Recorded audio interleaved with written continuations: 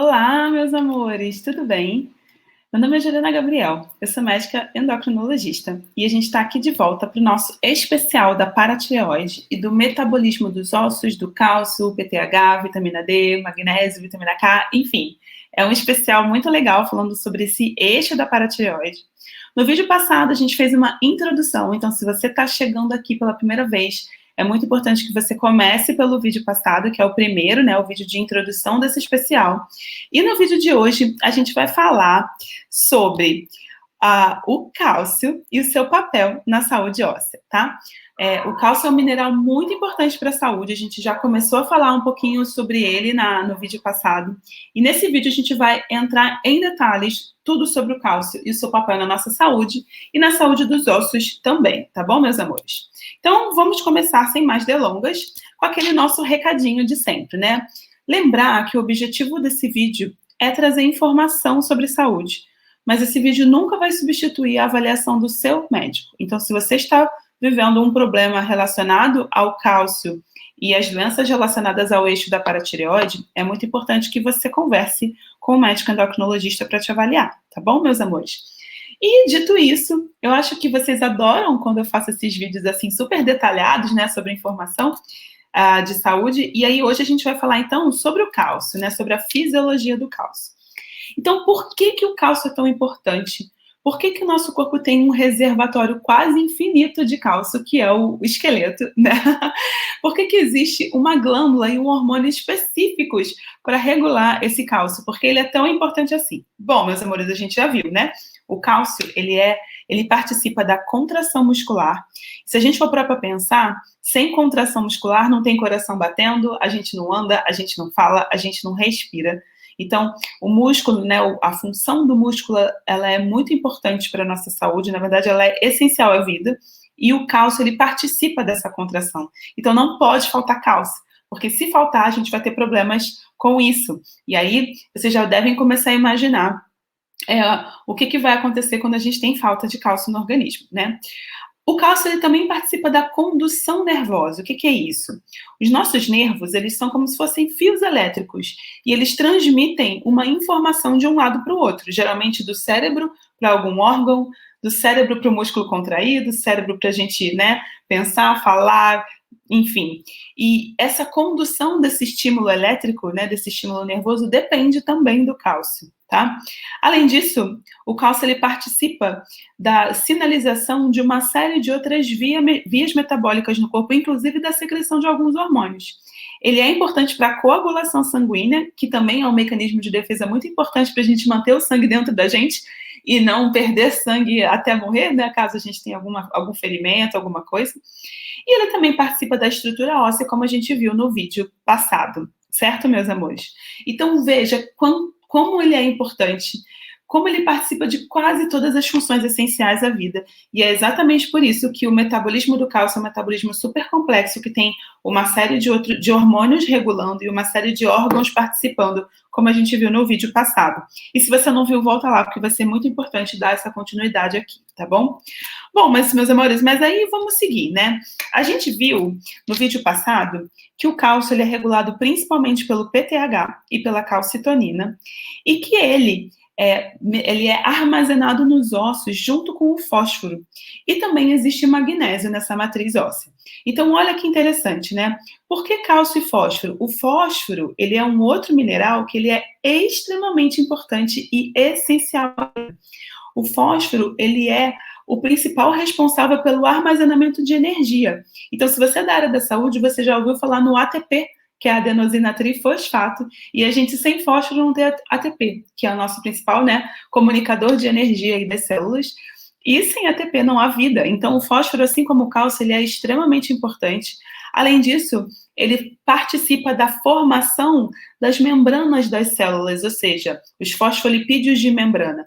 Sem fósforo, a gente não ia conseguir ter células viáveis. Então, quer dizer, a estrutura do corpo depende de fósforo, e ele também participa de transdução de sinais, etc. E é exatamente por isso que a gente tem um reservatório quase infinito de fósforo no corpo, que é justamente o cristal de hidroxiapatita que tem lá nos ossos, tá? Assim como o cálcio, o fósforo ele também é controlado pelo PTH. Só que o fósforo ele tem o PTH ele vai ter um efeito oposto. Então a gente viu na semana passada, né, do vídeo do vídeo passado, que o PTH ele faz subir o cálcio no sangue, mas ele faz cair o fosfato. Então sempre que o fosfato está baixo, está alto, o PTH entra em ação para fazer cair esse fosfato. E por outro lado, quando o fosfato está muito baixo, a gente tem uma queda do PTH, que é para esse fosfato voltar a subir, tá? E o magnésio, a gente vai ter um vídeo também falando especificamente sobre ele, porque eu já sei que vocês têm muita dúvida em relação a ele, é muito falado, né? Ele também tem uma função muito importante no corpo. Também é responsável pela mineralização, né? Pela essa massa óssea, né? Dos ossos, dos dentes, a condução de sinais dentro das células, essa comunicação dentro e fora das células. Então, o magnésio ele também é muito importante para a saúde, certo? E o magnésio, ele tem um efeito lá no PTH, ele modula essa secreção do PTH em resposta ao cálcio. Então, se o magnésio está baixo demais ou alto demais, é como se a nossa paratireoide não enxergasse as variações do cálcio e não produzisse o PTH direito. Então, para que a paratireoide possa funcionar, a gente também depende de ter níveis normais de magnésio, nem de menos, nem de mais. Mas a gente vai falar um pouquinho mais sobre isso quando chegar na hora do vídeo do magnésio, tá bom, meus amores? E aí, dando seguimento, né? Vamos falar um pouquinho da ingesta diária recomendada. IDR, né? Essa sigla significa ingesta diária recomendada de cálcio e vitamina D para crianças e adultos saudáveis. Lembrando que essa IDR ela pode ser diferente se a pessoa tem alguma doença, principalmente doença do metabolismo ósseo, tá? Então, se a pessoa não tem doença, isso aí seria o recomendado de ingesta diária. E aí a gente vai ver que crianças vão ter necessidades que vão variar de acordo com a idade, e os adultos, né, e principalmente os idosos, vão ser aqueles que têm maior necessidade, assim como as gestantes e as mulheres que amamentam, porque a formação do esqueleto do bebê depende dessa ingesta de cálcio pela mãe também, certo, meus amores? Então, em média, a gente tem a necessidade em torno de 1.000 miligramas ou 1 grama de cálcio por dia, que deve vir do alimento. E a vitamina D, em torno de 800 unidades por dia, isso num adulto saudável, que deve vir também do sol, dos alimentos. A gente vai ter um vídeo falando especificamente sobre a vitamina D, tá? E essa tabelinha, ela é uma tabela que foi retirada de um artigo científico, mas dependendo de onde a gente vê, essa recomendação ela pode variar um pouquinho, mas em média é isso aí que se recomenda, tá certo, meus amores? E aí a gente está dizendo que a principal fonte de cálcio vem da alimentação, né? A gente tem um reservatório, mas eu acabei de falar que a gestante ela precisa de mais cálcio porque vai formar o esqueleto do bebê, e isso depende do quanto de cálcio que a mãe consome. E é verdade, na verdade a gente depende muito do cálcio que vem dos alimentos, e essa absorção do cálcio, ela também não é uma absorção tão simples para o corpo. Então, o corpo ele não consegue absorver muito cálcio de uma vez, ele vai absorvendo de pouco em pouco. E isso é muito interessante porque, às vezes, uma pessoa está usando comprimidos de cálcio e, para não esquecer, ela toma todos de uma vez, quando, na verdade, a gente recomenda que isso seja dividido ao longo do dia, porque senão chega uma hora que o corpo ele alcança o seu limite de capacidade de absorver e aí ele não consegue absorver mais. Então, em média, no máximo 500 miligramas de cálcio por vez, né? E por isso que quando você está suplementando esse cálcio através de comprimidos ou mesmo através de alimentos, né? Isso tem que ser distribuído ao longo do dia, tá? E aqui eu vou trazer para vocês um detalhe bem detalhadinho, porque isso é uma dúvida que eu recebo muito de pessoas, né? De pacientes que precisam suplementar, precisam tomar comprimidos de cálcio, tá? Lembrar que existem fatores que afetam essa absorção. Então, por exemplo, uma alimentação muito líquida ou muito rica em fibras faz com que essa passagem do cálcio pelo intestino seja mais rápida. Isso pode diminuir sua absorção. Então, por exemplo, sopa ou beber muito líquido na refeição, né? Ou enfim, consumir alimentos que são ricos em cálcio junto com muita salada, por exemplo. Então, o ideal é você colocar os alimentos que são ricos em cálcio em refeições mais sólidas. Mas, de uma forma geral, isso não afeta tanto. Existe um outro fator que afeta mais essa absorção, que é o consumo excessivo de proteína, tá? E eu vou explicar para vocês por quê. Então, o consumo excessivo de proteína faz com que o cálcio precise ser usado como se fosse um tampão ácido, porque o excesso de proteína acidifica esse sangue por causa do metabolismo desse aminoácido, tá? E justamente o cálcio ele é usado como um tampão e ele acaba sendo eliminado com mais facilidade pela urina. Então, o excesso de proteína na dieta faz com que a gente perca cálcio demais pelo xixi. Isso é muito interessante porque existe um mito, né, de que pessoas vegetarianas têm mais tendência a ter deficiência de cálcio porque não consomem leite. Mas é o contrário, na verdade, pessoas que comem carne demais também podem ter mais risco de ter deficiência de cálcio, às vezes não por não consumir, mas principalmente pelo aumento da eliminação pela urina por conta desse excesso de proteína, tá? O sódio e o ferro, ou seja, o sal em excesso e o ferro em excesso, eles também vão prejudicar esse metabolismo do cálcio, porque eles se ligam ao cálcio e geram um composto que não é absorvido pelo corpo. Então, olha que interessante, né? Uma alimentação muito rica em sal e o ferro, principalmente o ferro M, que está presente na carne, ele pode prejudicar a absorção desse cálcio. E é exatamente por isso que a gente recomenda que quando for tomar o comprimido de cálcio ou quando for consumir alimentos que sejam ricos em cálcio, que isso seja feito longe de refeições que são ricas em ferro. Ou seja, se for para tomar o comprimidinho de cálcio, não tomar no almoço e no jantar, justamente porque são refeições que têm mais sódio, mais proteína, mais ferro, e deixar para tomar nos lanches ou no café da manhã, tá? Também reduz a absorção uma alimentação muito ácida, então a presença de refrigerantes, pimenta, vinagre, o excesso de ácidos como ácido cítrico, e alguns antinutrientes, como o ácido oxálico e o ácido fítico presentes em alguns alimentos. Mas isso é facilmente contornável quando a gente faz o demolho desses alimentos. A gente já falou sobre o demolho aqui, já tem post sobre isso lá no blog. Então, deixando esses alimentos de molho, a concentração desses antinutrientes diminui, e aí o prejuízo na absorção do cálcio começa a se tornar irrelevante, tá? Então, não é que você está proibido de comer esses alimentos, basta você deixar de molho. Agora, a gente recomenda que a pessoa não consuma proteína em excesso, nem ferro em excesso, nem sal em excesso, para justamente não atrapalhar essa absorção, tá? Então, para a gente resumir, né, os fatores que podem alterar essa absorção do cálcio.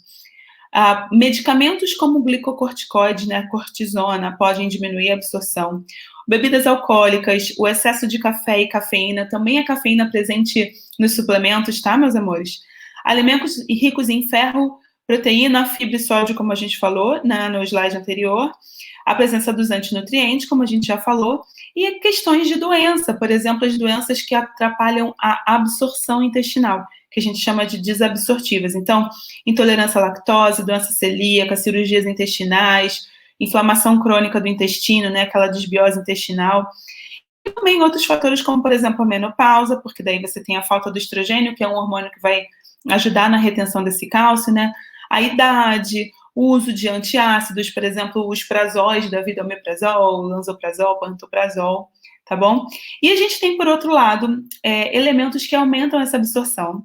A vitamina D, como a gente já viu no vídeo da semana passada, e a gente vai falar mais sobre ela nos próximos vídeos. A lactose, e é interessante que, por um lado, a lactose do leite, ela aumenta a absorção do cálcio, mas as proteínas do leite diminuem. Então, apesar de parecer uma vantagem, a gente tem um equilíbrio aí em relação a aumentar e reduzir, tá? Ter consumido alimentos previamente vai aumentar a absorção, ou seja, o cálcio ele é melhor absorvido com o estômago cheio, né? Você ter um pH do estômago, né, ácido, por isso que o uso de antiácidos diminui, e a secreção de bile pelo fígado também melhora essa absorção do cálcio, tá? Então, pessoas que tiraram a vesícula, por exemplo, podem ter uma maior dificuldade de absorção. E é muito interessante que, quando se fala em cálcio, meus amores, muita gente pensa logo em leite e derivados, né? Mas a gente tem muitas fontes não lácteas de cálcio, tanto fontes vegetais como fontes não veganas, né? Por exemplo, a sardinha e o salmão que estão aí. Mas eu quis trazer isso para vocês como figura, mas eu vou mostrar uma tabelinha para justamente mostrar para vocês que não é só no leite que tem cálcio. Então, existe esse mito de que quem não toma leite, por exemplo, os veganos, por exemplo, quem tem intolerância à lactose ou alergia à proteína do leite de vaca, são pessoas que vão ter necessariamente deficiência de cálcio na dieta. Isso não é verdade, tá? Existe cálcio numa série de outros alimentos e quanto mais variada é a nossa alimentação, maior a chance da gente ter cálcio. Então, tem uma tabelinha que eu sempre mostro nas minhas aulas, né? Que é essa daqui, por exemplo, comparando a quantidade de cálcio de alguns alimentos com o leite, que são os dois, e os derivados, que são as primeiras linhas. Então, por exemplo, o tofu, que é o considerado queijo, né, de soja, ele, inclusive, ele pode ter até mais cálcio do que o próprio leite. Por exemplo, brócolis, por exemplo, gergelim, amêndoa, açaí, feijão branco, soja. Então, assim, existem vários alimentos que contêm cálcio, só que não basta só conter o cálcio. A gente tem um conceito chamado de biodisponibilidade, que é o quanto que aquele cálcio que está presente naquele alimento consegue ser absorvido pelo corpo. E esse conceito é muito importante, porque não é porque o leite tem lá uma xícara de leite, tem um copo de leite, 250 miligramas de cálcio, que a gente vai estar absorvendo tudo isso, né? E aí, aqui a gente tem o que a gente chama de conceito de biodisponibilidade. Então, para vocês entenderem o que é isso, é o percentual do cálcio que efetivamente vai conseguir ser absorvido pelo corpo quando a gente consome aquele alimento. Então, por exemplo, vamos usar como comparação aí 100 gramas ou 100 ml, tá? 100 ml de leite vai ter em torno de 125 miligramas de cálcio, só que a biodisponibilidade é em torno de 32%. Então, o quanto que o corpo vai absorver desses 125 miligramas, na verdade, é só 40 miligramas, tá? Por outro lado, o brócolis, apesar de ter bem menos cálcio em 100 gramas, 49 comparado com 125 do leite, ele vai ter uma biodisponibilidade de 61%, que é o dobro. Então, no fim das contas, a quantidade de cálcio absorvido vai ser bem parecida, mesmo a concentração sendo menor. E olha que interessante, o gergelim. Vamos olhar para o gergelim lá embaixo, o gergelim e o tahine, que é a pasta de gergelim, né? O gergelim, ele tem uma concentração de cálcio muito alta, bem mais alta que o leite, em 100 gramas.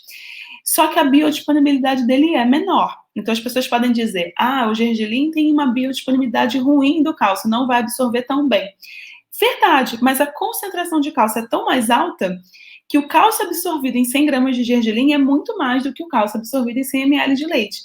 Então, a gente tem sim que levar em conta essa biodisponibilidade, mas a gente não pode ter esse preconceito de que é só no leite que vai ter o cálcio, tá bom, meus amores? Então, se vocês quiserem até dar um print nessa tela e salva essa tabelinha, eu sempre mostro ela nas aulas, mas eu quis trazer em vídeo aqui para vocês, para ficar aberto para o público, para que a gente perca esse preconceito e para que pessoas que não possam consumir leite porque têm intolerâncias alimentares ou que optam por não consumir leite por ser veganas, não fiquem inseguras em relação a não ter cálcio na alimentação. É só a gente ter uma alimentação bem variada, como a gente está vendo por aqui, tá? E aí, meus amores, existem distúrbios, doenças relacionadas ao cálcio. Então, vamos dizer que você se alimenta muito bem, que você, né, tem uma absorção adequada, tem níveis adequados de vitamina D. Ainda assim, a gente pode ter condições de saúde em que a gente tem cálcio baixo no sangue ou cálcio alto no sangue, tá? Então, esse excesso e essa falta podem trazer problemas. E o excesso de cálcio no sangue pode levar, por exemplo, à formação de pedra nos rins. Se isso tem a ver com o PTH, que eu vou falar para vocês já já, a gente pode ter alteração de perdas ósseas, inclusive o que a gente chama de osteite e fibrose cística e tumor marrom, que é essa lesão dos ossos causadas pelo excesso do PTH que tira demais o cálcio do osso para jogar para o sangue. Mas principalmente a gente pode ter calcificação do rim, formação de pedra nos rins e calcificação de artérias e de outras estruturas do corpo, tá? Por outro lado, a falta do cálcio vai atrapalhar a contração muscular e o impulso nervoso, como a gente já viu no começo desse vídeo. Então, na verdade, a gente tem o que a gente chama de síndrome de hiperexcitabilidade, com uma tendência a uma contração e uma tendência, inclusive, a alterações neurológicas a ponto de ter convulsão e até o coma. Mas isso para casos muito graves, e geralmente tem a ver com pacientes hospitalizados de UTI, doenças graves, né, pacientes críticos. De uma forma geral, essa falta de cálcio, quando ela vem acontecendo de uma forma mais lenta e tudo mais, ela pode, inclusive, não dar sintoma nenhum, a não ser alguma alteração ali de irritabilidade, insônia, nervosismo. Por isso que é importante a avaliação de um médico endocrinologista, caso isso esteja acontecendo com você, tá? Então, os distúrbios do cálcio, né, quer dizer, a falta do cálcio, pode acontecer por uma série de doenças, mas principalmente pela deficiência de vitamina D ou pela deficiência do PTH, que é uma condição que a gente chama de hipoparatireoidismo. E o excesso do cálcio, ele também pode acontecer por conta de uma série de condições, mas principalmente pela doença chamada hiperparatireoidismo, que é o excesso do PTH, ou pela intoxicação por vitamina D, que é uma coisa que eu queria trazer de conceito para vocês, porque vitamina D, ela não é inócua. A gente não pode sair tomando sem orientação médica, porque o excesso dela pode causar excesso de cálcio no sangue e, consequentemente, todos esses problemas que a gente já ouve falar. Existem outras doenças que causam excesso do cálcio, mas as principais são essas, tá?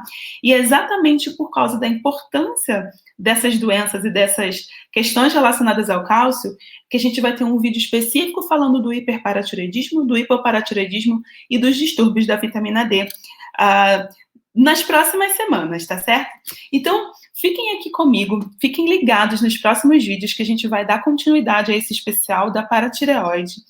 Se você tiver alguma dúvida, deixa aqui nos comentários. Eu não sei se eu consigo responder um a um, mas eu estou sempre de olho no que vocês estão me perguntando e eu uso muito as dúvidas de vocês como inspiração para fazer mais vídeos. Inclusive, esse vídeo e essa série de vídeos foi inspirada por perguntas que vocês fizeram em outros vídeos aqui do canal, tá bom, meus amores?